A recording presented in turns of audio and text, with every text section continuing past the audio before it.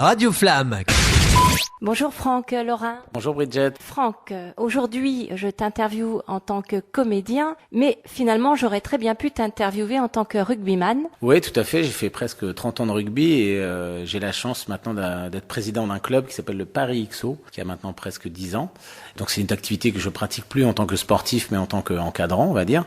Et puis, suite à cette, on va dire, l'arrêt du rugby, voilà, au bout d'un moment, le corps ne suit plus. J'ai commencé une autre activité qui est la plongée, et c'est ce qui aussi m'amène à faire ce spectacle aujourd'hui. Et comédien, le déclic est venu comment? Alors le déclic, j'étais en sport-études rugby, j'avais 18 ans et j'ai décidé de traverser la France à pied, tout seul, sans argent. C'était en 93. Je suis parti de chez moi, de Paris, et je suis allé jusqu'à Biarritz. Et j'ai mis 28 jours, j'ai fait 800 kilomètres. Et je devais toquer aux portes pour trouver à manger, à boire. C'était un peu, j'irai dormir chez vous, quoi, avant l'heure. Mais à 18 ans, ça m'a formé parce que j'ai découvert un peu un échantillon de l'humanité. Ça m'a fait grandir d'un coup, ça m'a fait mûrir et surtout ça m'a fait réfléchir à ce que j'avais envie de faire. Et finalement, être sportif de haut niveau, rugbyman professionnel, c'était peut-être pas vraiment ce que j'avais envie de faire, mais plutôt être comédien parce que j'avais envie qu'on me regarde, j'avais besoin du regard des autres, j'avais besoin de m'exprimer.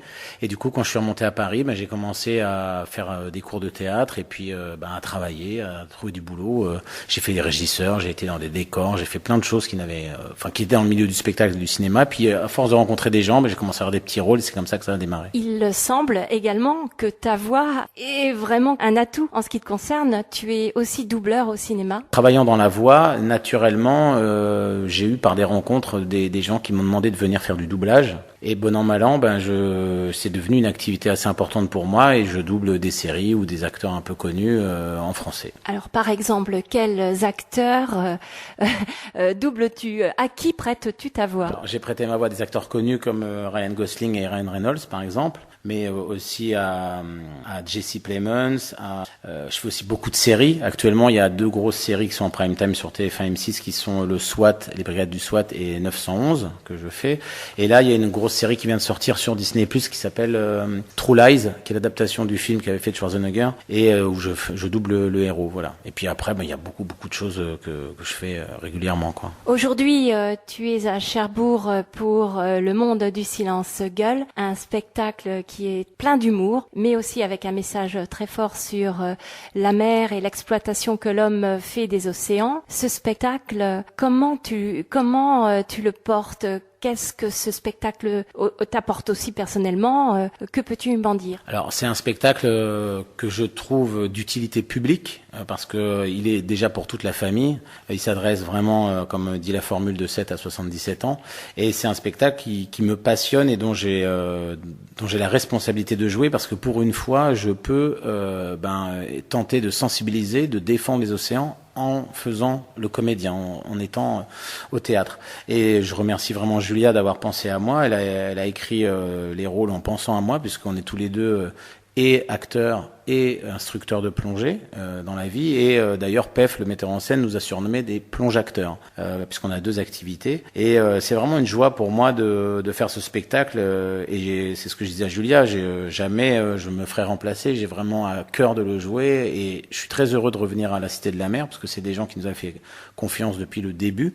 On a joué le 1er juillet l'an dernier bien avant de partir à Avignon faire le spectacle, donc c'était la première grande salle et ce sont devenus des vrais partenaires pour nous, puisqu'on a aussi un autre projet qu'a écrit Julia et qu'on a joué dernièrement, qui s'appelait Le Redoutable et sa cité, pour fêter les 20 ans de la Cité de la Mer, et qu'on va rejouer le 24 septembre pour les sous-mariniers de France. Si on regarde ton actualité, on te trouve aussi présent dans une pièce beaucoup plus, différente, je vais dire, où tu interprètes le rôle d'un nazi, c'est ça? Alors, c'est l'adaptation du livre de Joseph Kessel, Les Mains du Miracle, et c'est une histoire vraie.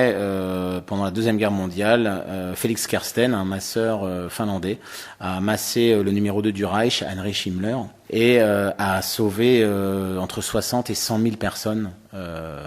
Il a sauvé plus de 100 000 personnes, dont 60 000 juifs, d'après le congrès juif mondial suédois. Et moi, je joue effectivement, comme tu le dis, le rôle de Brandt, de Rudolf Brandt, qui était donc le secrétaire particulier d'Heinrich Himmler, et qui, au fur et à mesure de ses rencontres avec ce docteur, qui a donc négocié ses émoluments, ses honoraires, non pas en argent, mais en liste de prisonniers, a aidé Félix Kersten à libérer tous ces gens et à falsifier les listes quand Heinrich Himmler disait on n'en libère que 40, il mettait un 0 à côté du 40 et ça faisait 400 personnes. Et il a vraiment aidé Félix Kersten à libérer tous ces prisonniers.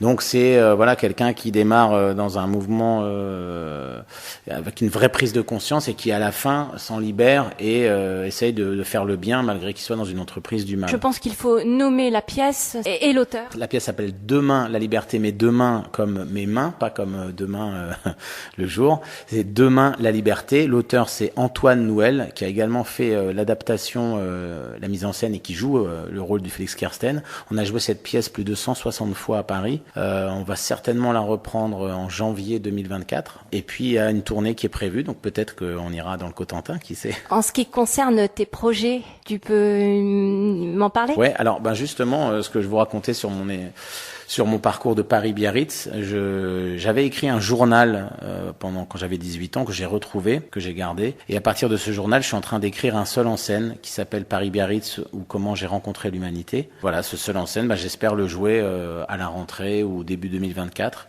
Je suis en écriture dessus, voilà. Et puis j'ai d'autres projets. En ce moment, je suis en tournage parce que j'ai une société de production et je produis des documentaires sous-marins. Il y en a un notamment qui s'appelle La Méditerranée n'est pas morte que je produis et dans lequel je joue pour TV5 et je suis en tournage à partir de mi-juin à Marseille où je fais les premières images. Merci beaucoup Franck Lorrain. Merci Brigitte, à bientôt. Radio Flamme.